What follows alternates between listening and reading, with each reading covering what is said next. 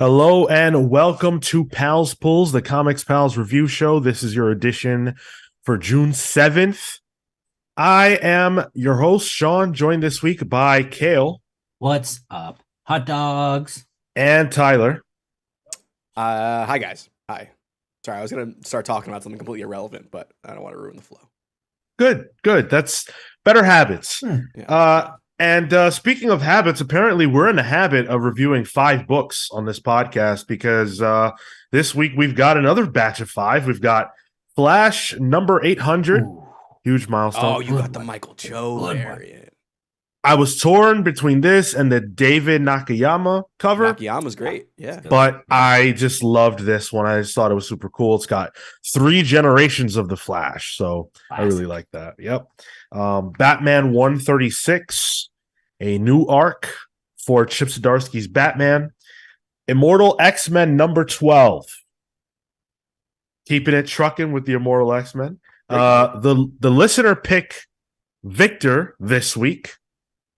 Loki number 1, and I had to get. Oh yeah. I had to get the woman Loki cover because this is just tremendous. This is Art Germ. You know they got the Woman Loki Marvel Legends action figure, right, Sean? Really? Yeah. Oh, that's cool. I didn't know that. That's awesome. They have mason jars that fit it too.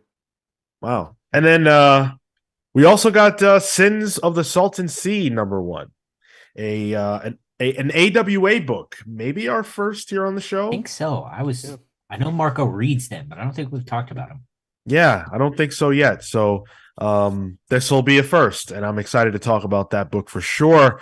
Let's kick it off with Flash 800 right away. Huge milestone.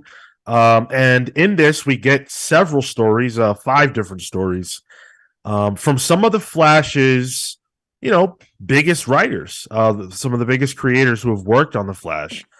So first up is Don't Come to Central City, written by Jeremy Adams, of course, this is basically his swan song with Flash. He is off, and will be replaced by the last creative team that we'll be talking about. But so this was written by Jeremy Adams with pencils by Fernando Passarin, inks by Claire Albert, colors by Matt Herms, letters by Rob Lay. And this is an interesting one because I like the premise of this story more than the execution.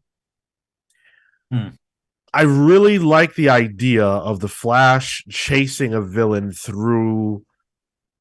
throughout time. I think that's a really interesting way to showcase his powers, and I've never quite seen it done this way. But it's such a small kind of whatever story that it kind of doesn't serve the concept too well. I actually go on, Cal. You're the Flash guy out of us. So. Well, I was gonna say I don't know. I think it for the purposes of this story, I think it does really well. Because like what would the payoff of the Flash chasing this guy through time be? In this story, it's very specifically, well, he stole candy from a baby. That's how much the Flash cares. A longer story than 8 pages that's not going to be good. I don't think so. That lollipop, okay, too. That lollipop must be vile. It's just out there in the open. Just ugh. I actually enjoyed the first story. It felt like Almost Got Him, the Batman animated series episode with the villains around like a poker table. There's another one very similar where a bunch of kids are sitting around, and we see it's the closest thing we get to like the Dark Knight Batman in the animated series universe. One of the kids, I think, is supposed to be Carrie Kelly too. Interesting. Yeah, I actually thought it was kind of fun. It was honestly, I think my favorite Jeremy Adams Flash story I've read so far. Haven't read much, to be honest, but I enjoyed it. It also did a good job of showing what makes the Flash different than everyone else. Yeah, as a superhero. So that was good. And I thought it was Passarin on art, right, Sean, for that first one? Yep. I thought it was very good. It was very good art. He has a good Joker, I gotta say.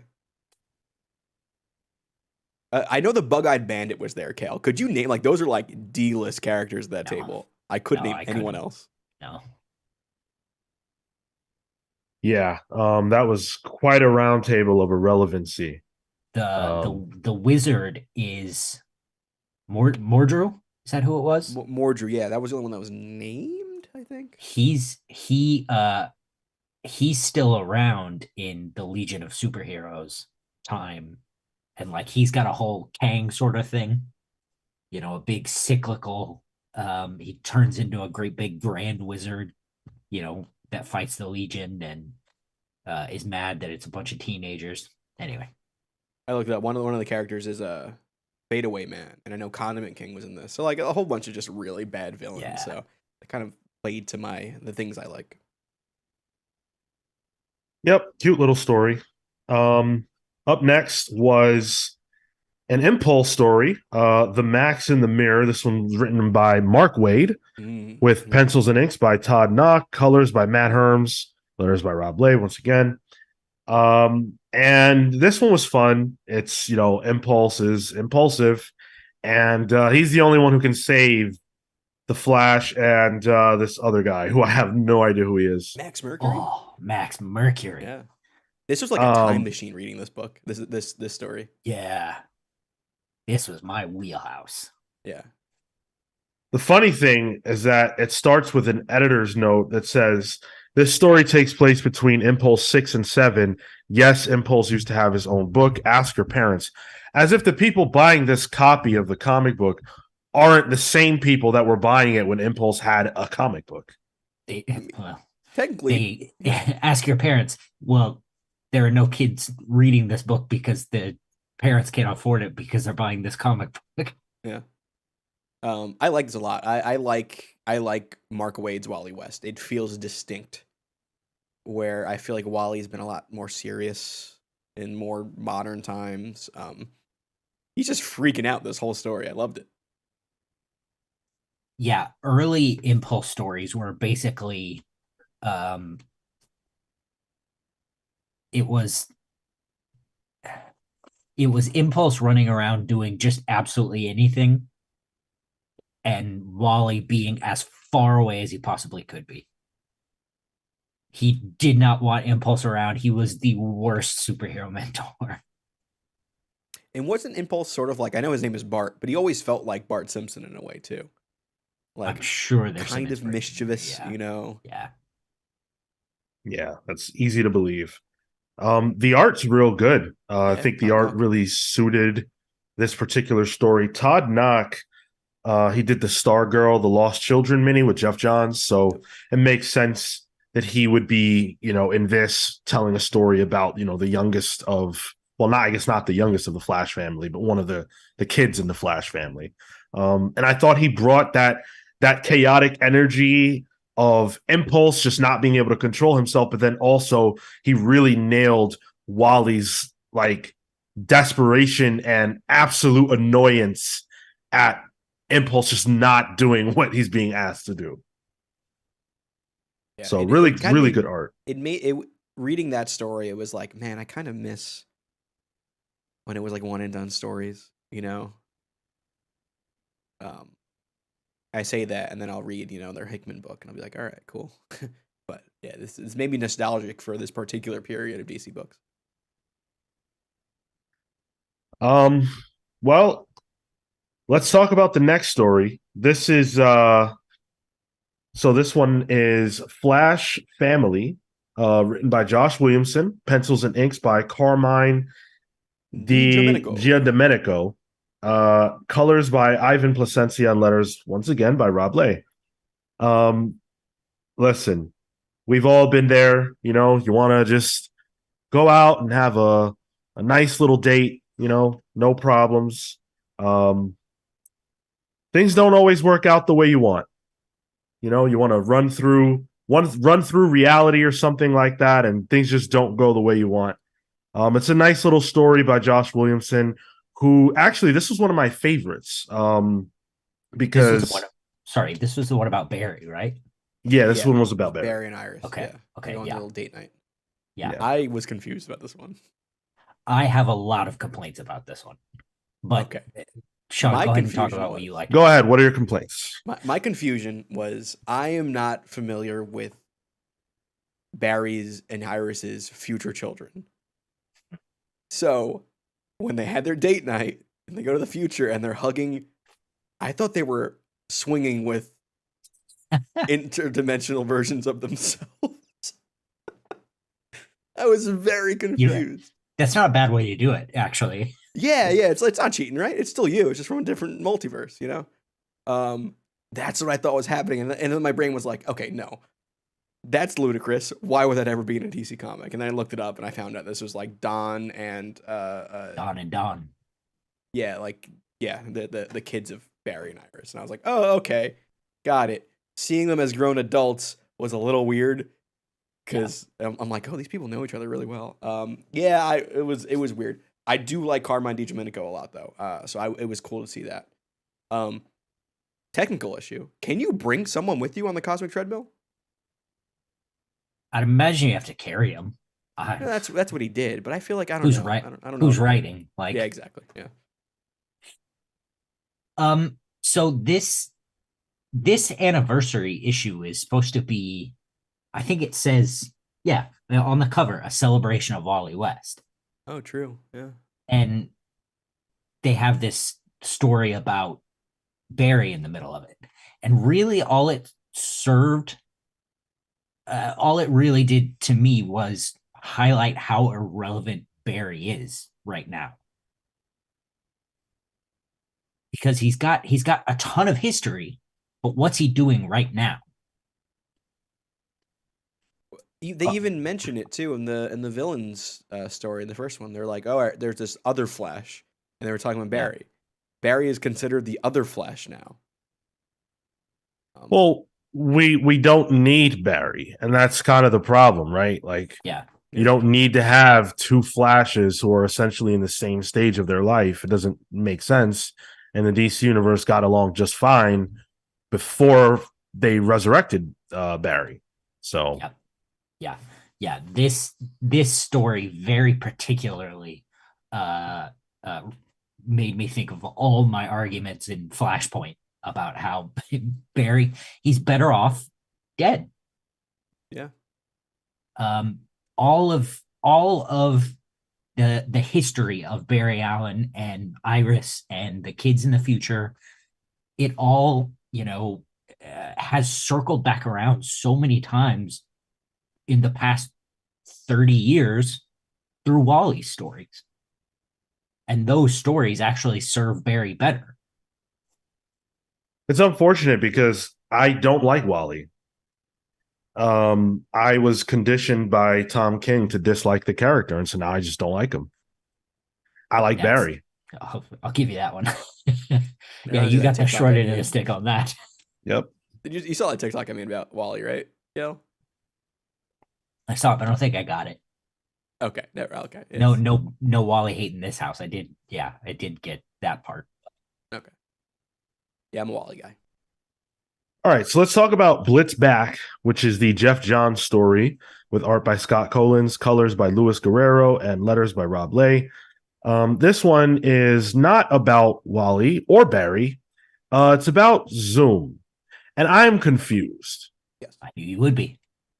Because I don't understand who this is. I thought Professor Zoom was Zoom, and I guess that's not true. So Yobert Thawne is Barry Allen's Reverse Flash. Yeah. He is Reverse Flash. Technically Zoom. Hunter Zolomon is Wally's Reverse Flash. This is Professor Zoom. And his story's a little more convoluted. Yeah.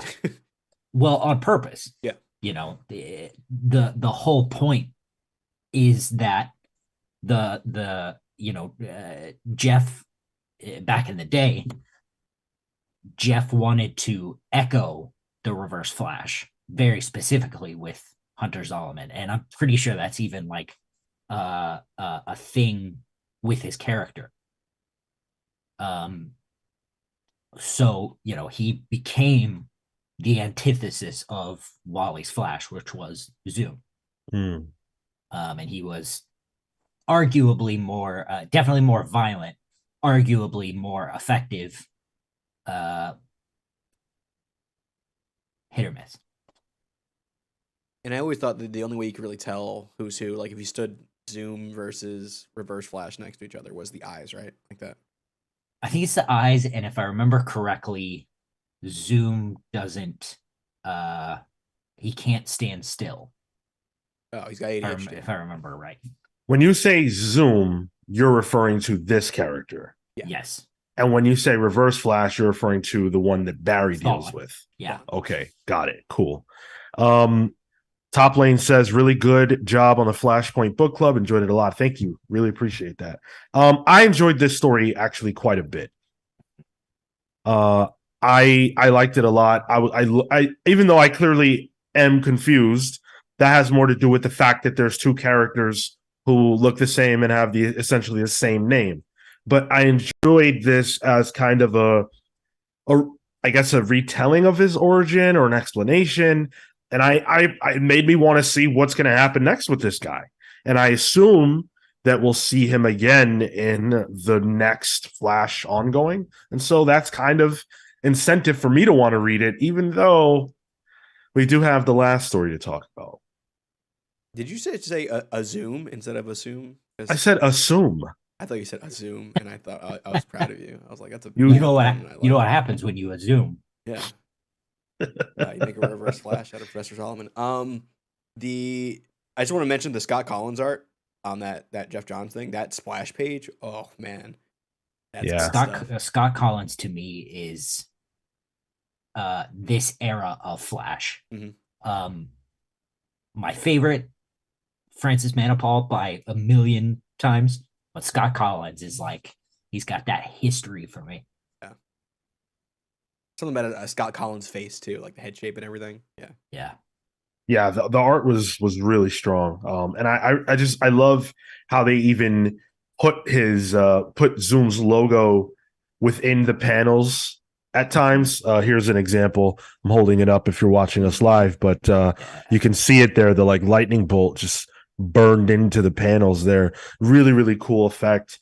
It's like how if the Flash is running and you see, himself behind him and the lines and all that, this feels more aggressive and it feels more like a threat almost. And I think it's really cool that they were able to nail that via the art. Just that change helped to sell this guy as a badass. So really good job on that one. Next. Mm-hmm. Is as I said earlier, the last story, Between Love and You, which is written by Cy Spurrier, pencils and inks by Mike Deodato Jr., colors by Trish Mulville, and letters by Hassan Otsman-Al.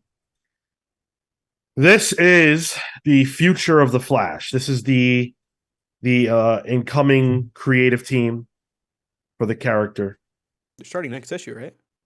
Mm-hmm. Yeah. And for me, I'll just say this. I turned from the first page of the story onto the next page of the story, and I was bombarded by dialogue boxes. Yeah. Bombarded by narration. There's just no way. I mean, there's just no way. Yeah, I know. Yeah. That's why I don't want to read this next iteration of the Flash. I don't want this. And look at every page except the single page splash. It works with certain characters. Like I think it worked with Hellblazer because John Constantine is a chatty Cathy. I have a theory about this, and it's something I realized as I was reading this. I think Cy Spurrier, at least in his writing, he has this feeling of needing to be the smartest person in the room. And that works with some characters like Constantine. Yeah. But with characters like Nightcrawler or Wally West, it very much doesn't. Everything, every text box in this issue, I had a massive problem with, because what the fuck is Wally talking about?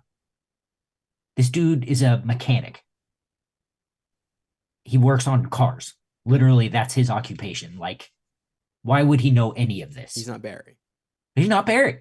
And I also had an issue with the other premise of this story being that him and what's his girlfriend wife's name? Is it Laura? Linda, right? Yeah. They're going on a date and she doesn't want him to use his powers. So he lies to her and does it anyway, and then when she catches him, lies again. And I'm like, that doesn't feel like Wally to me, you know? Yeah, that's one of those speedster things that I could forgive. You're lying? Well, because like, Oh, how come would on. she know? Like, Yeah. you know, she blinks and he's still there. Like, he literally moves between the ticks Well, of it a was second. the people that were all just, falling over because he tripped or something on his way in. Yeah, I mean, Like, that. But that's not meant to be taken seriously. That's, I still, because the whole issue was serious, or the whole story was serious, I took it at face value for what it was. all right. Well, lying aside, I had a problem with the fact that allegedly that all this takes place in a flash, and there's absolutely no chance in hell that Barry had time to think all these thoughts, because there was just so many thoughts he was having. My man was having a 5 pages worth of thoughts. He had the time to fight some kind of crazy enhanced Mirror Master, and bring him to jail or whatever. And I just don't buy it. I don't buy that all happened that fast. No, Maybe I shouldn't read Flash books, because when I read, like, the last 2 Flash stories I've read was this and the 1 Minute War, and neither one of them made any sense within the context of the idea of the Flash's powers. So I don't get it. Outside of, I assume, reading this for Pals Pulls, I just can't see myself getting up for it. I like both creators, Cy Spurrier less than Mike Deodato, but this pairing doesn't make sense to me. And I'm a Deodato guy, like Thunderbolt's one of my favorite runs of all time. But he's not a Flash artist, I liked the art. I liked what Deodato was doing, and I liked the panel work. But yeah, it felt stiff, and I think that contributes a lot to that feeling of that Sean's describing. Is, this book doesn't feel fast. No. If it was, I mentioned Manipal earlier. For me, top tier. You see the streaks and the panel work, that everything feels fast. Whereas this felt like a Twilight Zone episode in the bad way. It almost felt like I was looking at individual frames of a Zoetrope that wasn't moving, Yeah. Yeah. Overall, this is a good issue, a good not anniversary, but good milestone issue. And I think for the price, $6, Atomic Hound said it earlier in chat, this is a great value, because you're getting, by and large, some pretty solid stories overall. If you're a Flash fan, can't really go wrong, honestly. Yeah. It's quality. Yeah, I thought that, like, I typically do not care for anniversary or annual. Same. Or, these kind of things. I really enjoyed this. As I'm thinking back on it, I think it's my pick of the week, honestly. It might be mine. I've got a couple of contenders, actually. It is weird because I would not have said that before I had read it. I would not have guessed that would have been it. But I genuinely really like this. Yeah, this is an easy pull. Easy pull. Yeah. This is the kind of thing you could hand anybody with a vague familiarity of the Flash, and they would eat it up. If you're excited now for Cy Spurrier and Mike Deodato Jr.'s Flash run, let us know. Are you looking forward to it? Did this make you long more for old Flash creative teams instead of the new one? What are you feeling about this? While you're thinking, think about us. Think about the Comics Pals. There are a lot of ways that you can support us. The best way to do that is through patreon.com/thecomicspals. We have a lot of stuff on offer there for everybody who decides that they want to help us grow. We've got an exclusive show over there called Palling Around. You get to vote in the book club poll. This month's was Flashpoint, so that book club is out now if you want to check that out. And you get a nickname and a shout out on the show. You get a lot of stuff. So head on over to patreon.com and /the Comics Pals and check it out. If you want to watch this show live next week, it will be Wednesday at 6 p.m. Eastern. Normally Thursday, but next week, Wednesday, we're going to be watching The Flash. So we got to do this on Wednesday. So come here, Twitch, YouTube, wherever it is you watch us, next Wednesday for Pals Polls. Saturdays at 10:15 a.m. Eastern for the main show. Social media, of course, at the Comics Pals. Join us on Discord, where we're always having great conversations. We love when you guys join us. Our Discord blew up a little bit earlier when the Ultimate Comics line announcement was made. So we'll be talking about that on the main show, rest assured, of course. That should be a lot of fun. Let's talk Batman. Batman 136. The start of a new arc, but still written by Chip Zdarsky, with art by Belen Ortega, colors by Tamu Moret, letters by Clayton Cowles. So the last arc ended in a big way. Batman's back where he's supposed to be. He's been rescued. But has he been rescued? Because Batman's still in a lot of trouble. And with that trouble came what I think is the best single issue of this run yet.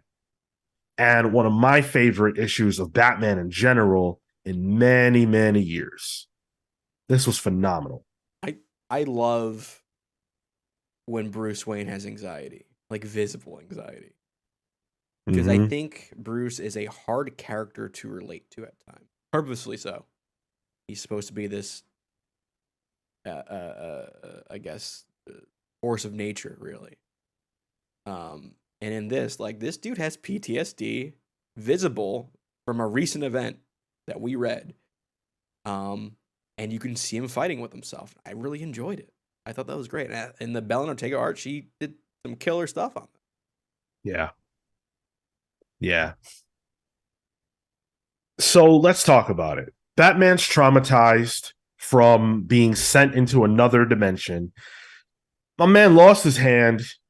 He fought the Joker across the multiverse.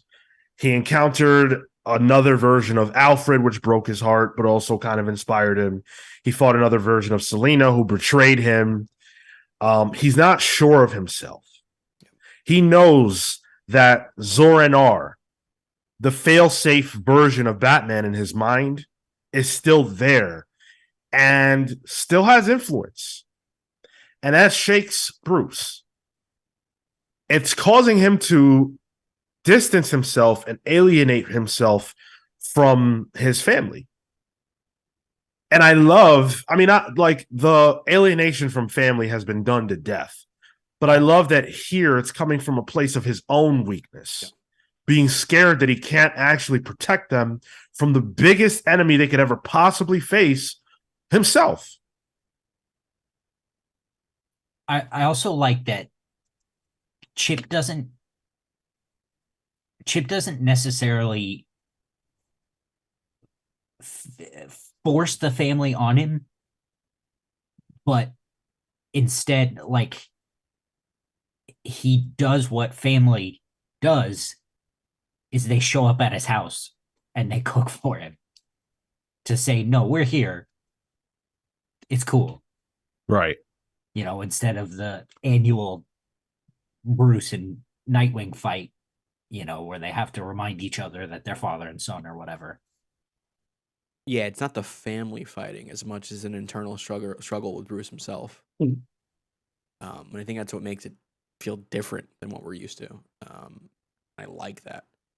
Sean, how do you feel about Zur-En-Arrh really being positioned as a villain, really?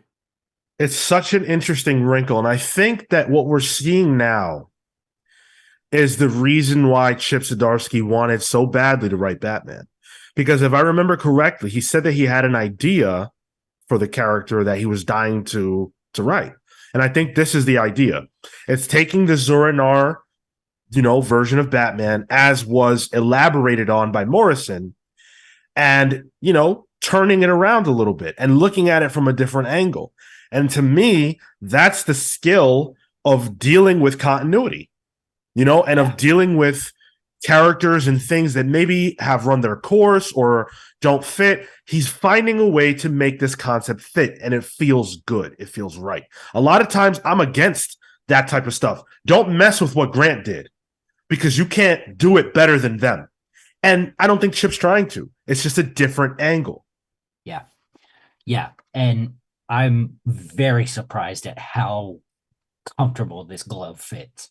Mm-hmm. Yeah, I think that, like the Zur-En-Arrh thing, I didn't even question it. I'm like, yeah, that makes sense. For me to say that makes sense, an alternate persona that can turn itself on and makes fail safes and has his own Batcave under the Batcave, like, it's bonkers. But I was like, yeah, no, that tracks. You know what it reminds me of is there's been this story floating around about the AI that is like so several steps ahead that when it goes out to kill its target and the pilot says, okay, kill this target. When the pilot says don't kill this target, the AI turns on the pilot. Yeah, I saw that. Whoa. That's what this reminds me of. If it weren't for that coming out, only like 2 weeks ago, I would be like, oh, I see where this comes from. Yeah. And I love that. I love the idea that the fail safes that Bruce created for himself are turning on him. I think that's just such a brilliant idea for a guy that we know has like literally backup personalities. That can't be good. I mean, my man, that has to go wrong in some way. And I love that Chip is analyzing that. And by the way, Nightwing was there. Yes. Robot or Top Lane, I think, asked. Yeah, he was there. The art is fantastic. I know you guys touched on it a little bit, but it's so good. And it does remind me of Jorge Jimenez, who was on the book before, but I believe. But this is just tremendous art. I really love whenever Batman was fighting with the son of the Penguin, and he breaks his wrist, and there's that panel where Batman's almost kind of like, oh shit. Or at least that's how I took it. I don't know if you guys took it like that. Oh, that vertical one on the left. Yeah, where it's like, oh. But then he's like, consider this a warning, because it's worth remembering that, the world thinks that Batman killed the Penguin. So dude's just at Margaritaville, like. I hope he's leaning into it. About. It might be. He runs the one on 42nd Street, but good one. Yeah. We also get a little bit of Bruce and Catwoman or Selina. What's their actual status? Are they married or they're aren't not they married? No, they're never not. Been very fully confused. got married. Yeah, they're not. I don't think they're anything. I think they're will they, won't they. It's and we're back. It's what to we call a situationship nowadays. Can I rant real fast? Ooh, I just want to get on my soapbox real fast. Okay, all right. As of course my camera gets. So 1 second, because that's really bothering me. Okay, thank you. My problem is, and this is with fans, What is different about the dynamic of Bruce and Selena and Mary Jane and Peter Parker? Nothing, except that they physically fight sometimes. They're in a will they, won't they stage that will never end. They're not going to actually get married. We got as close as we're ever going to get with the Tom King run. It ain't happening, okay? And it's not different. They're in the same situation. It feels more like Black Cat and Peter, but how? I mean, literally, it's a burglaring cat-themed villain, turned anti-hero. Sure, but the difference is that this is the love of Bruce, whereas Black Cat is not the love of Peter. I don't care about these two, to be honest. Like, I don't care. I never really liked the idea of them together, anyways. I like the idea of her as a villain and a temptress, someone who can sometimes switch to the right side of things, but mostly does what she wants, and that's cross for Batman.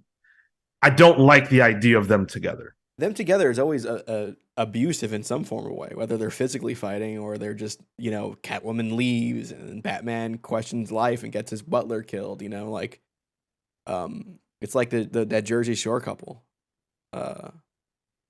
This is a reference that I think is lost on. I can never tell when Sean's frozen or not. We all know Bruce belongs with Wonder Woman anyway. So. Oh, gross. Wait, whoa. Tom King said that they were that the Trinity are siblings.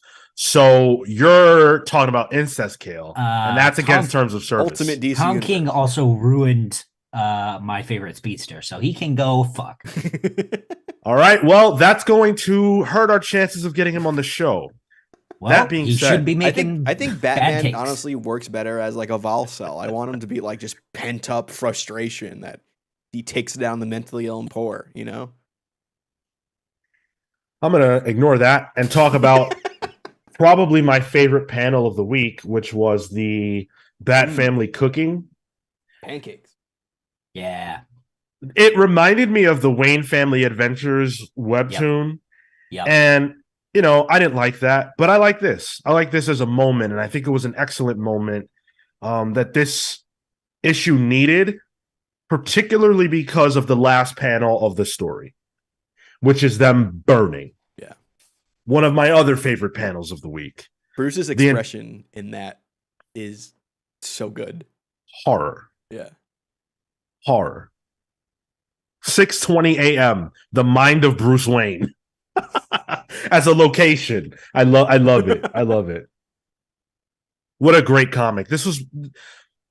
I have a very hard time saying what my pick of the week is because one of the other books we're going to talk about was just so unbelievably good that I'm really torn.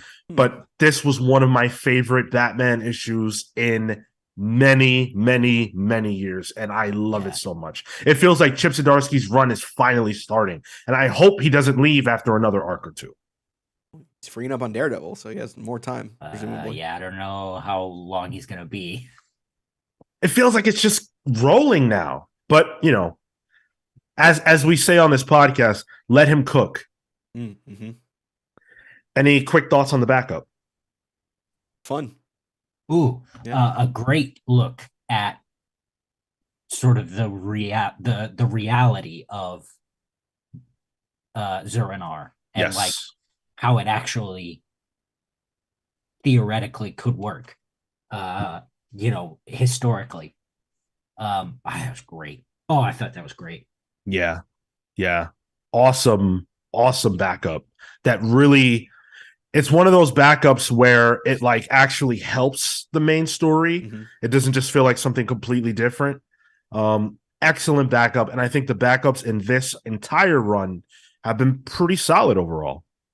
The last one we had was the Toy Man, Tim trying to save Batman or trying to save Bruce, and he goes into that Toy Man land or whatever. I see. I didn't see that one. I only read I think the beginning of that and then the end of that. Okay. And I wasn't crazy about that. Yeah. I want to tackle some of the comments before we move on to the next book. Let's see. Sean Cooking, you know at Atomic Hound. I would say the love of Bruce should be Talia, Julie Madison, Vicky Vale, or my pick, Silver St. Cloud. Those are the Bond girls of Batman. You know, those are the Bond girls of Batman. Talia's like the ultimate Bond girl of Batman. And she's just the one that got his kid. But will they ever end up together? Absolutely not. You're going by Bond. The Bond girls what killed Bond What do you mean? in the latest Bond film. I haven't seen any of the Bond movies with Daniel Craig. This is the only one I've seen, so this is all that's canon for me. Is that Dan he dies screaming because he spoilers there. gets a wife. Who is my favorite love interest for Batman? The answer is Gotham City. Mine's Alfred. Joel. Interesting. All right, so we talked about incest. Now we're talking about. Love can be in many different ways, Sean. Come on. Okay. All right, fine. That's what I get for reading the comments. Yep. Thank you to everybody who is commenting and who is partaking with us, by the way. Appreciate you, especially those of you we don't see that much. Thank you for joining us. Quickly, Top Lane points out the girl from Checkmate in the Batman murderer fugitive. I think her name's Sasha. From Greg Rucka and Ed Brubaker's murderer fugitive run. Tremendous. Absolutely tremendous. If you haven't read Batman Fugitive Murderer, Bruce Wayne Murderer, Batman Fugitive, you gotta read it. It's the best Batman story. I haven't. I have not read it. You especially will love it. I think I own it, but I haven't read it. I got to get on that. Did you guys read Immortal X-Men number 12? What was I supposed told us to. I love the dichotomy of your reactions. Kieran Gillen wrote this, of course. Lucas Wernick on art, David Curiel on colors, Clayton Cowles on the letters. Look, some people love that we review the X-Men comics. Some people don't. Some people find it to be boring. But the reason why I want to keep reading and reviewing the X-Men comics is for issues just like this. Okay. So it wasn't just me, right? This was pretty good. This was fucking incredible. Okay. All right. Okay. Because as I was thinking of what my pull for the week was, I kind of kept coming back to this. And it's not like, while I was reading it, I didn't like it that much. But I think it stuck with me more. I was taken out of this book. I did have to take a break. I did check Twitter. No, I could not get past the lettering or the narration. And it literally just being a text box with Arial bold. Yeah, fucking Helvetica. It was it literally it took me out of the whole issue. I did not enjoy the issue because of it. That's so funny. And it was also a little clearer than the rest of the actual text, and it literally looked like I was looking at Baby's first lettering project. And I know it's because the writer is writing it, so theoretically it's supposed to maybe look like a Word doc. I don't know. Put it in script. Make them write in, it really, when lettering is not to my liking, I can't stop looking at it. When it's great, I barely notice it. That's good lettering. That's the shame of lettering. I don't disagree with the lettering, but at the same time, I guess I do disagree because it didn't take me out of the story. Sure. No, this is totally a me thing. Yeah. It, in a weird way, the fact that it was off like that felt thematic. It felt like it was appropriate for it, what's going on with Colossus. Top to bottom, the dominoes are falling. And this is the part that I imagine Kieran Gillen is so excited to write. I imagine that the whole X office is excited that they're getting to progress the story of Colossus and also the story of the Quiet Council. Let's talk about it. For those of you who don't know, this is a story that they've been telling for years. Colossus is not in control of his body anymore. Yeah. It's been taken. And there's a whole plot unfolding in X-Force, and I think Wolverine as well, that deals with what's happening with Colossus, with his brother, with this Russian nut who's controlling him from behind the scenes. And now we're seeing this whole thing come to pass. If your jaw didn't drop at the end of 11, when it was revealed that Storm was giving her voting powers over to Colossus, you haven't been reading X-Men. I will say, it's nice to see Colossus be relevant. Yeah. In a unique way, by the way. Yeah. And that's one thing that I absolutely praise this era of X-Men stories for, is finding interesting ways to tell stories with characters that don't necessarily involve them punching people in the face. I've been invested in Colossus' story the whole time. Yeah. And I can't remember the last time he punched anybody. Well, even like the Nightcrawler founding a religion, in theory, is Right.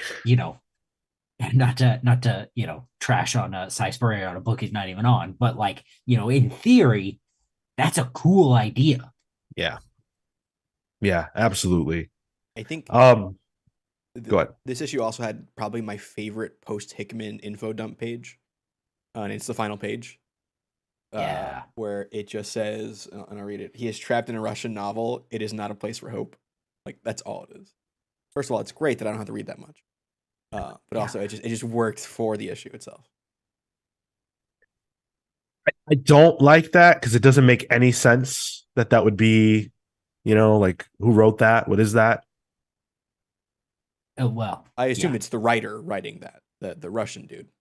But But why is it on Krakoan? Yeah, I've given up on that matter. Whoever's writing all this baloney. Yeah, maybe he got some. Maybe Colossus brought him some, Krakoa paper that he's writing on. I didn't page count, but this felt like an expanded issue because they moved so fast, got through so much. I mean, within the first few pages, Selene is back. Shaw is in full mode. He is at his manipulative, conniving peak right now. He stands to win. The deck is stacked. This is all rigged. And it's so funny because everybody's obsessed with talking about how bad of a guy Professor X is. Meanwhile, you have a real douchebag, a real bad guy sitting right on the Quiet Council that no one can get rid of. This is real evil. These are the bad guys. The X-Men keep crossing each other, and it's like, wait a minute. You guys invited these motherfuckers to your doors. They're sitting on your couch. Their feet are up on your table. The call is coming from inside the house. Yes, and they're also like, and then Mother Righteous is also having her own mash. Oh my goodness! So like, I think Krakoa is actually a great representation of politics, and that it eventually devolves into tribalism and becomes unusable. So only because of the players. Sure. Only because these people are insane and evil. Even the characters who I consider Destiny to be a villain, but I know that's not the common take. But look at what she's done. She has been working behind the scenes to ensure the survival of Mystique at the cost of everything else. That's not love. That's not heroism. That is villainy to me. It's controlling, but I still think even Mystique, views it as some form of love. There are a lot of toxic forms of love. I'm sure. We can talk about that if you want to. Selena and Bruce. Yeah, I mean, to me, Destiny is just wrong here. And her machinations are leading Krakoa to doom just like everybody else's. Yeah. I'd wonder, like, who would we pick for, like, and we're not going to do it now, but, like, I'm wondering, like, what is the correct council? Like, because it's obviously not these guys. And I don't think it ever really was since Apocalypse left and Magneto left. I would argue if Apocalypse was still there, none of this shit be going down. 150%. The OG council was fine. The problem started when Destiny joined. Well, when Apocalypse Just, did she join just like first? Moira said. Did she join first, or did Apocalypse join? Or leave first? Apocalypse left, but the problem started when Destiny joined. Sure. Yeah. Sure. This was a masterful issue. From Rasputin's presence and what she now is. She is like a superpowered amalgamation of several incredibly powerful mutants, some of whom are actually on the Quiet Council, which I think is really funny. She's like a bailiff now too. Yeah.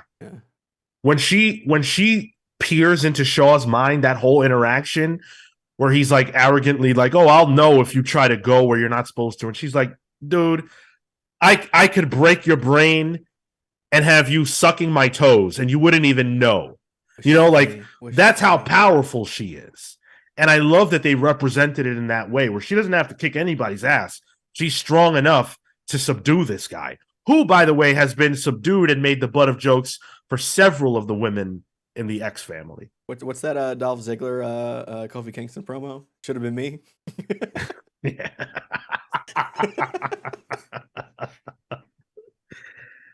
Meanwhile, we had the Professor X of it all. Him and Emma and Hope.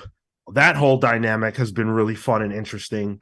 Where they're like, okay, we really, really need to listen in on this conversation. We need to know what's going on. They're not allowed to use their powers.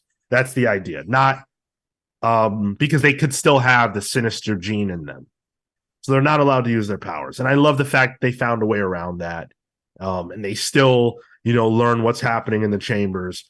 And what's his name? I always forget his name. Not Zealot. He is a Zealot. Thank you. Exodus summoned Storm. Yeah. Which another tremendous moment in a series of epic moments in this book. She came in and I went, okay. Finally. We're safe. Somebody here to set this straight. And I also like the bit of this too, that Colossus he obviously cannot fight against what he's being forced to do, but he's trying to do it in a way that would make people question him. And I like that nobody gets it, because it's also like a weird meta take, and like nobody's cared about Colossus recently. Like, he's not been relevant, and in the textual senses, nobody's paid attention to him. Nobody really understands who he is anymore. And it's almost the absence of him kind of drives the story in a way. I read it like they trust him.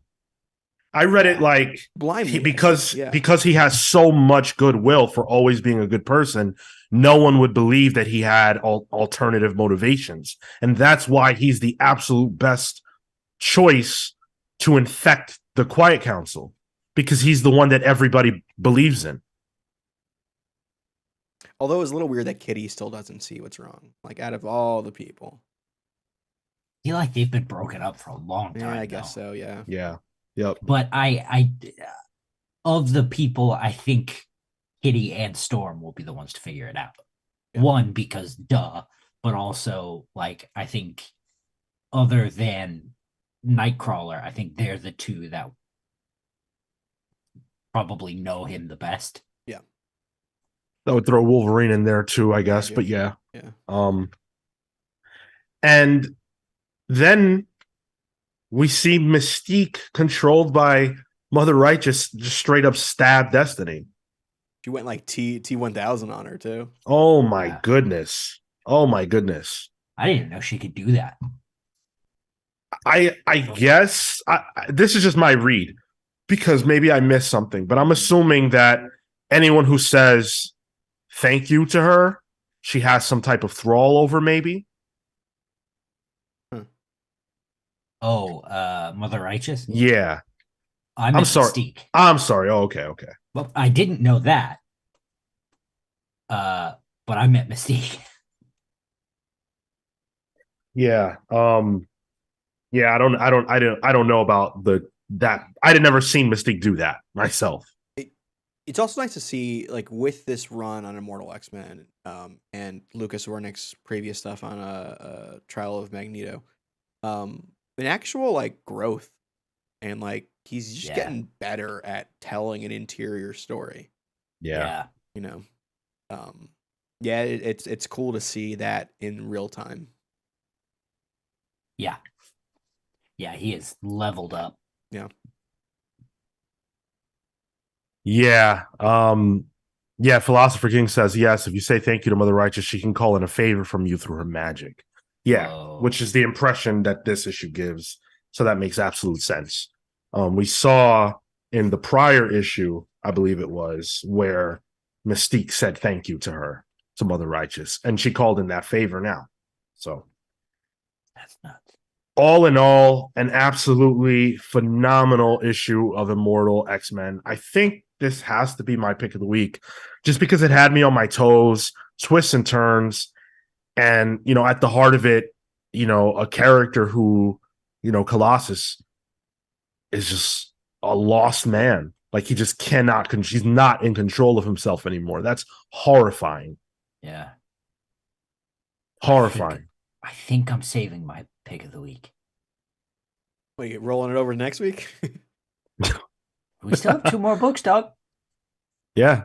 And I think you're going to be surprised about which one it is. Interesting. Okay. Definitely a pull, though. If you're into Immortal X-Men and have been following it, this is great. It was a good issue. I was just very distracted. All right. So I'm distracted by this cover of Loki #1. Heyo. It's very good. Art Germ, of course, is a tremendous artist. Dan Waters is a writer that I am very interested in and have been wondering, is he tremendous? He's joined by Jermaine Peralta, who is tremendous. And you know who else is tremendous? Mike Spicer, who did the colors on here. Travis Lanham's pretty good too. So overall, we're looking at a very solid creative team that I think succeeds in every way except for the part where I could not stand the narration. Oh, interesting. I got it. I thought it was an interesting device. It's the boat narrating, just like the gun in Nas's I Give You Power. I love that. It's a great, interesting idea. I just couldn't bring myself to care about it. And I really don't like narration boxes that tell me exactly what I'm looking at. Go ahead. I was going to say, I thought this was fine. I just cannot, for the life of me, enjoy handsome modern Loki in the comic. Like, I just can't get past it. Kid Loki, fine. It's different enough. Lady Loki, sure. Love it. Just give me like old, ugly, prone Loki again. And then like, it feels like Tumblr kind of at the time manifested this and it stuck with Marvel. This handsome Loki, and it's just, I don't care for him. I feel like nobody ever really knows how to write him in terms of his motivations. And I feel like they write him and he doesn't know his motivations either, which I think is a distinctly non-Loki thing. I think it's fine that we don't know, but I think Loki always knows the end game. Which is just hard to do when he's this protagonist, really. That being said, I thought it was a fine issue for what it was. I really like the Peralta art. I actually have Peralta commissioned on my wall up here. So I came to the book for Peralta. So, and I think it leaves it in a good spot for like, oh, okay, I can see where the story goes. I can see we go, an issue for each shard of the ship. There's a nice trade right there. So I like how the form of the story is right in front of me too. I actually think this is my pick of the week. Whoa! Yeah. Big fan of Florida Man. I in general, I really agree with you. I don't like Teen Loki, Tumblr Loki. I I find him very annoying. I find Tom Hiddleston very annoying. But I feel like the stuff you were talking about, Tyler, I feel like Waters sort of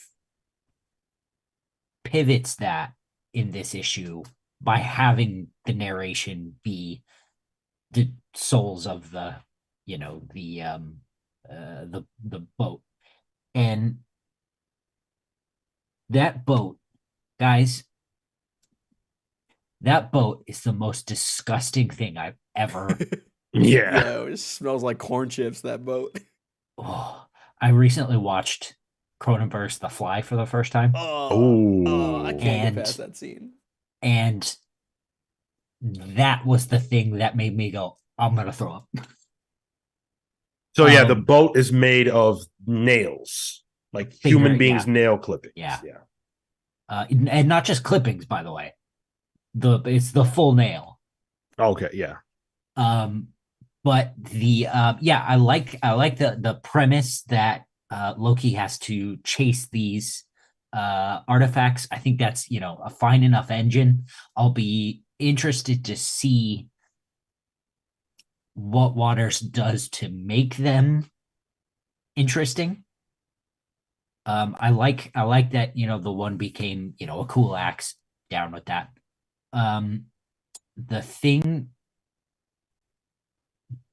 is, I I didn't peg the narration sort of telling you every single thing, but I can definitely see that being grating. It didn't bother me here, but I think if I don't have the space for it, especially now that I know it, I think it's really going to get to me. But Mm. for now, the premise, the engine, and the way all this plays out, I really enjoyed it. Yeah. And the art was absolutely phenomenal. Yeah. The art is top notch. I enjoyed this issue, but I cannot follow this series. And the reason is because I generally don't like stories in which the main character is a villain, because there's really not, I don't care about Loki. And even if I did, even if I enjoyed him tremendously as a villain, I still would not want to read this, because I don't want to get into his mind. I don't really care what he's thinking about if it's not disrupting the Avengers, or Thor or something like that. I'm only interested in him in the context of his villainous exploits. So whatever this is going to evolve into, I'm sure it'll be a nice action or adventure story. I don't invest myself in it. I'm not interested in it. I don't care about Loki. Yeah, and that's another thing going forward, that if they pivot to being obviously it's a Loki centric book, but the narration coming from Loki, I'm out. Yeah, like you say, I am not interested in that. Yeah. Yeah. Everything about this is solid and enjoyable. But I'm not here for Loki as a main character. So I will say pull if you can tolerate that. Like, if that doesn't bother you, if you like Loki, of which of course a lot of people love Loki, then you'll probably have a good time with this. Yeah.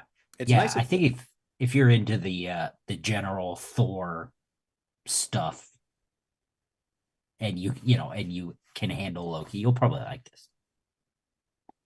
It's nice to see them putting out a book in time for a TV show. Like, it'd be great if we had, I don't know, a Miss Marvel book at the time when Miss Marvel was a TV show, But at least some corporate synergy happening. There was a Ms. Marvel book when there was a TV show. Oh, there was a there team not? up book, right? Yeah. When Yeah. when does the TV show come out? Is it still coming out? Loki I think is, comes out in yes. August, it is I coming out. believe. Oh, wow. I think August or September, one of those. I'm not sure when, but it's definitely a show that will be releasing. Yes. And I'm sure that by the time it is out, this whole thing will be probably collected and Yeah. people will be able to go out and get it and all that good stuff. Yeah, so I again, pull if you like Loki. Otherwise, I mean, it's a good story. There's nothing wrong with it, but Art's good too. yeah, the art is very good. All right. And the last book is Sins of the Sultan Sea, Ed Brisson, a fan of alliteration. This is an AWA book by the aforementioned Ed Brisson with art by C.P. Smith, letters by Hassan Otsman El How. And it's art and colors by C.P. Smith. So I never heard of the Sultan Sea before. Yeah. Had you had Kale or no? No. Okay. Where is it? California. Okay. You didn't read the back matter? I did not read the back matter. No, I'm really bad at reading back matter. I mean, Kale, that's why he liked the one page, the one sentence back matter at the end of Mortal X-Men. You want me to read just words? It's different on a indie book. Like, come on. What? If you want me to read just words, I'd be reading the good book right now. No, So, dude. to spare you the details of what the Sultan Sea is, if you want to know more, certainly you should read the comic book. I at least, this is a pull for me. I'll tell you that right now. But to spare you all the details, it's a dangerous place. It's a place where crime is 50% higher than the rest of the world. So a lot of dirty people do their dirty deeds in the Sultan Sea. And it's a real place. Too, Yes. By the way. Right. Yes. It is a real place. And this book takes place there. It's about a guy, a very typical framing. A guy who's, doesn't want to live a life of crime anymore, just wants to vanish off the face of the earth, gets pulled back in to do one last job that's going to make him and his brother rich. They do the job and it doesn't go the way they thought it would. How many stories have you read or watched that are exactly like that? Well, the devil's in the details. And I thought the details of this were really good. I think Ed Brisson is great at writing, protagonists in crime stories who aren't necessarily good people, but they try. And they don't want to do the bad things that they ultimately have to do. That's the kind of character that I know him for. The Violent is, a lot like that. It's a lot like this in certain aspects. And yeah, he does a great job here. It moves quickly. We go from the story just being focused on him to him and his brother to assembling a team to that going to hell. Like a lot happens in this first issue. Yeah, it's really well paced. Yeah, I agree. Like it didn't feel rushed, but it didn't feel slow. It all felt good. There was no pinballing, which I would expect. As Sean listed out everything that happened in this single issue, I didn't feel like I was getting thrown around all over the place. It felt right. Every page did its job, really. And it didn't suffer the way Image #1s typically do, in that they lay out the premise for the trade. Right. This one, there's a very clear line of action. And then, ooh, wait, this is interesting. Whereas Image #1s tend to kind of meander on and expect you to stick around for the first trade. Whereas the trade actually sets the premise rather than the first issue. Yeah. Right. I was getting real Sicario vibes from this, which is a great movie, by the way. But like this group of ragtag, I guess opposite of Sicario, really. But these are, I guess, criminals trying to do the last heist, which usually is the story, and we're done with that in the first 75% of this issue, of the first issue, and then it's really the fallout of the last heist. and the person that was, pulled into it from all that. I liked it. I thought I'm traditionally a big Ed Brisson fan, so his style of writing just works for me, and this did it for me as well. The art also did it for me. It's pretty simple and clean to the point. It has I guess, gritty is not necessarily the word that I'm looking for. Grounded.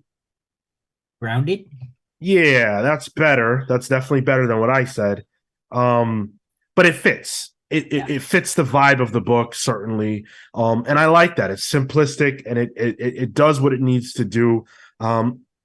I bought in on the scenes, for lack of a better phrase. Like the action sequences, I bought into all that. I feel like there's a lot of good perspective.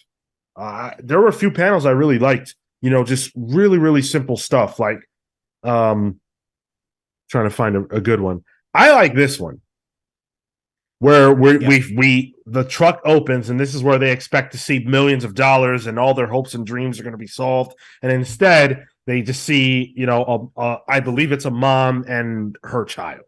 And then a traditional first boy. issue, that's where the issue would have ended, Yeah. And it goes the extra mile by just giving us 4 more pages. Mm-hmm. 4 more pages is all we get, but it's enough to establish that there's a lot more happening under the hood. You say 4 pages, and I'm like, that wasn't 4 pages. That was more than 4 pages, Right. But no, That's what Ed Brisson is cooking here. Absolutely. This is his wheelhouse. He spent a lot of time doing like the Marvel stuff, New Mutants and that. And I thought he did good work. But this is his bread and butter. And I'm so happy to see him getting to do an original story, that's going to complete, it's coming out through AWA 1 of 5. I'm sure we will get the full mini out of it. And I hope that enough people pick this up that we can see even more of Ed Brisson's creator-owned stuff come out. Ed Brisson's real good at like a strike team book. Like his X-Force, not talked about enough. Great run on X-Force. But like I even see little bits of that in this as well. So. Yeah, this is awesome. This is a really, really good book. It's not my pick of the week, but again, I feel like this was a stacked week. We pulled all the books. Did we not? I think we all pulled all the books. Yeah. Has that ever happened in the history of the Comics Pals? Not for 5, that's for sure. Yeah. So that's awesome. What? I'm passing on Immortal, the text. Couldn't get past. Can I just I know we're trying to move on just quickly. Go for it. A rare miss. A rare lettering miss. Ooh. From El How, Oxman El How. And the reason I call this out is because it took me out a bit. Hasada is, if you follow him on Twitter, he does a lot of hand-designed balloons. And when I saw these balloons in particular, I recognized them because he said he took special care to make them look the way they do, sort of gritty, a little extra texture, just for the flavor, So I recognized that. But there were times when the characters would be talking, and I specifically noticed it when they were the 2 brothers, Wyatt and the other one, were drinking. Yeah. And their sort of lettering transition into like the last part of what they were saying felt off. Like it wasn't quite what they the intonation that the lettering was giving didn't fit the vibe. I know what you mean, but I feel like it did fit the vibe. Are you talking Let's- about like when it bolds certain letters or certain words, or when it No, uses, he's like, talking about ellipses? he's talking about, and it's in the scene where the two brothers are speaking, and he's trying to get his brother involved. You see this one I right see. here that I'm pointing to, where it's kind of like jagged a little bit, if for lack of a Wavy, better word, yeah. wavy. So that's what Kale's referencing. Now, I took that to mean that the character was kind of speaking like this. Yeah, grumbling, right? Yeah, like, so let's talk about a line. Okay. So the brother goes, do this job, you'll have more than enough to buy yourself a fancy Winnebago or an Airstream or whatever you want to hit the road in style. And then he goes, in my mind, hell, maybe you can even buy a house without wheels. Like, kind of like lower, almost under the breath. And then his brother goes, Jasper, you can't ask me to, please. Like don't ask me to do this. Yeah, Now, like that makes sense. Yeah. I was reading it because I think in other books, a balloon in that shape would be more drunk, more wobbly. Whereas, yeah, that and that type of dialogue would be, I don't know, maybe shrunken as like an aside. Yeah. I know what you mean. It when I saw it, and that's how I knew where you were going, because when I saw it, I was like, whoa, what's happening? But then I kind of fell into it, and I was like, okay, I guess I see what he's going for. But yeah, it did strike me at first as well. But good issue. I'm excited to get through this mini. So and that's been your episode of the Lettering Pals. Hey. well, we love to talk comics on this podcast. So, Tyler, are there any comics that you've been catching up with outside of what we read today? Outside, so I'll admit I haven't read this week, but I'm only one issue behind on the current Captain America Cold War crossover. It's fun. They're doing some fun stuff in those books, I gotta say. Where Bucky is this weird antagonist to both of them, and then you got Cap's son back in the mix. We're back in Dimension Z.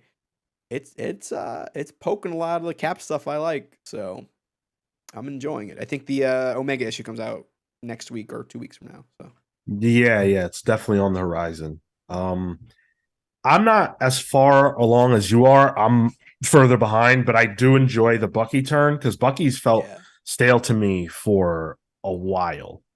Great new costume too. Yeah. And I got a top knot, even though like people don't do the top knot as much anymore. But I think he's catching it at the right time where it's not overly done. So. Kale, you got anything? Not comics wise, but I'm going to talk about it because it's related. To X-Men in particular. I've started reading Russian fiction. Short stories, specifically. Lolita? There's a no. There's a book by a guy called George Saunders, who teaches a class on short stories and like dissecting Russian short stories, because they're so specifically microscopic. They're so one note, very little actually happens in them.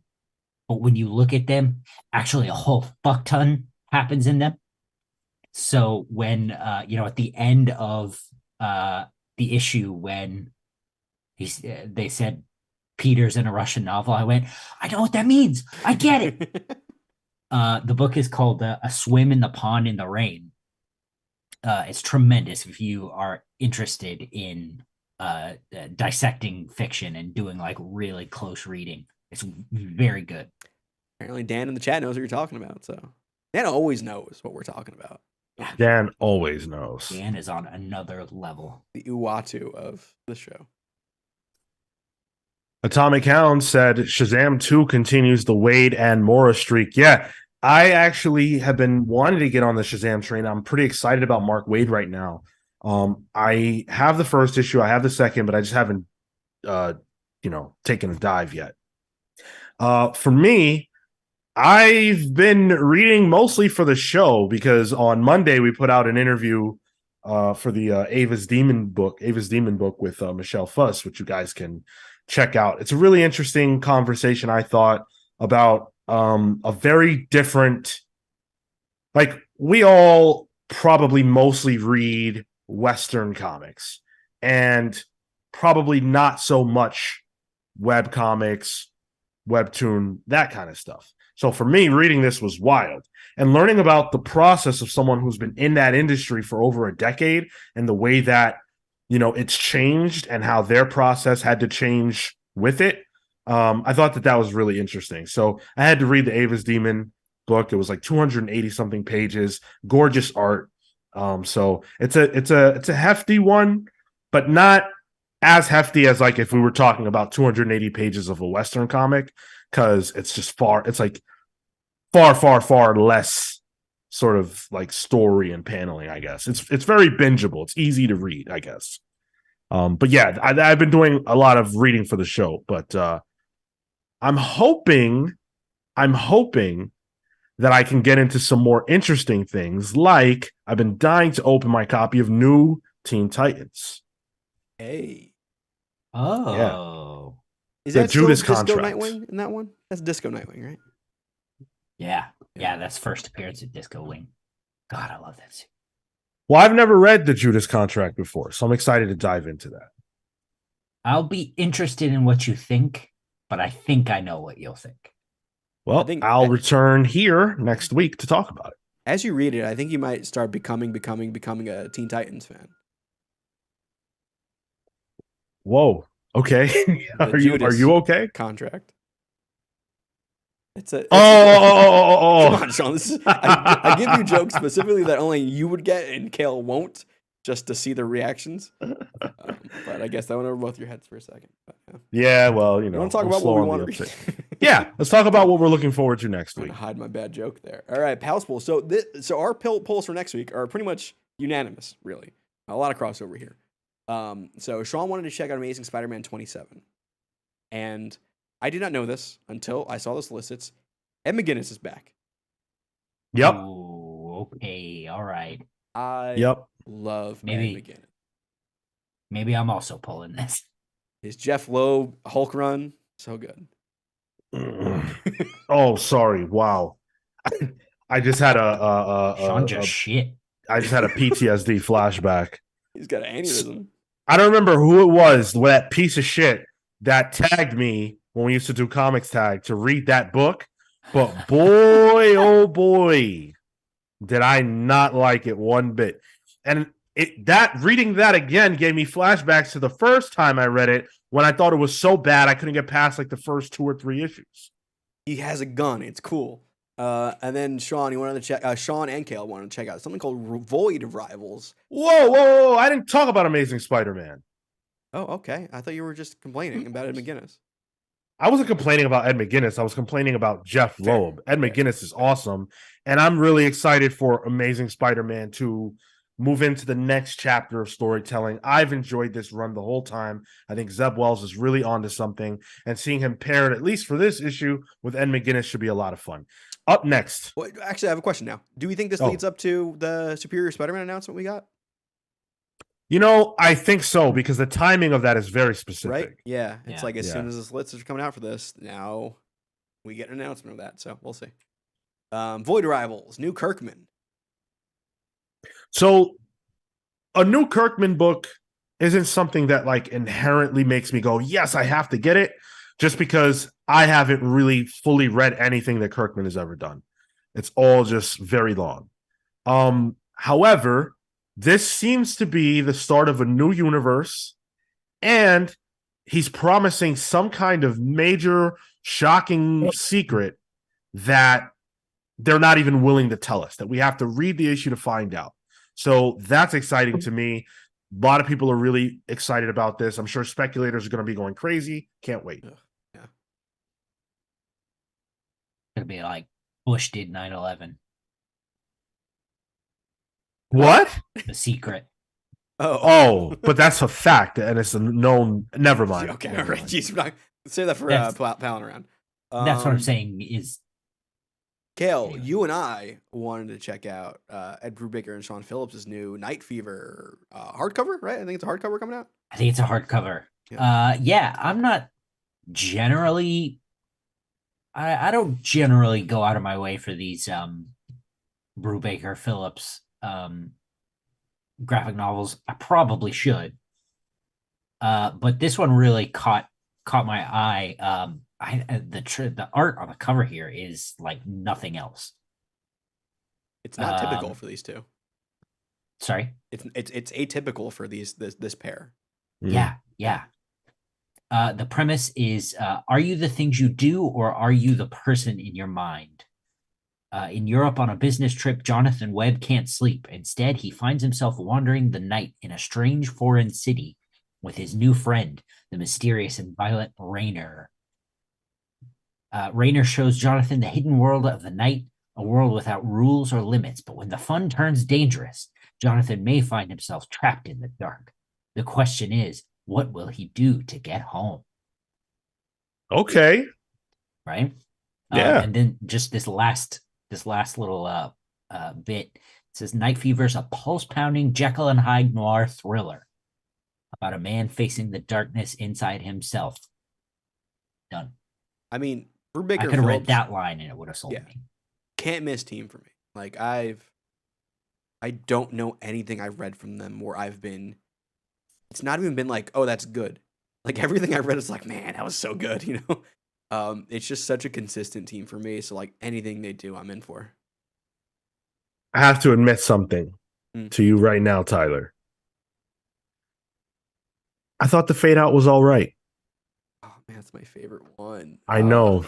I know. Actually, I'll reread it just for you. What's the one that you guys did? The murderer in New York guy. Kill or Be Killed, the best one. Yeah, that's also a good one. It might be a toss up, but I think Fade Out appeals to my niche interests really well. So yeah, I think it also does mine.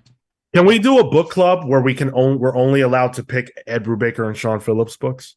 Can that just be the whole show going forward? There's a lot. We can read all of Criminal.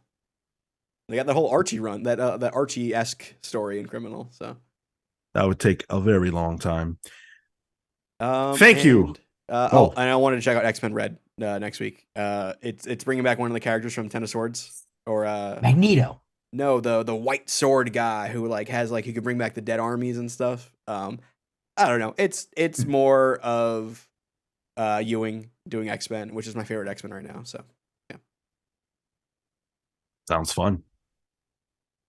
Thank you guys so much for listening. Really, really appreciate all the interaction and chat. You guys have been fantastic as always. Hopefully you think we've been fantastic. I think we've been pretty good tonight. If you agree with that, of course, there are many ways that you can show your love and support.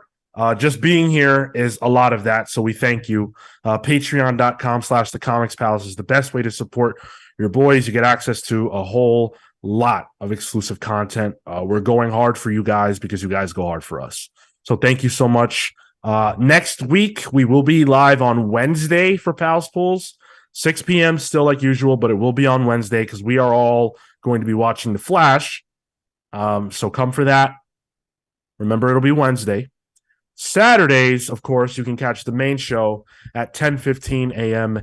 Eastern. This week, we'll be talking about the Ultimate Comics announcement, analyzing that, breaking that down. And I'm curious about who of us predicted that that's where this all would go. So we'll be talking about all that Saturday. Hope to see you there. You have the answer. Until next. Huh? You have the answer for that? I will. I know, not now, but like you always have these questions. I'm like, oh, I want to know now. So I will. I know the answer. Okay, then I guess I know one answer. And so will you guys on Saturday. Hope to see you then. Until then, we are the Comic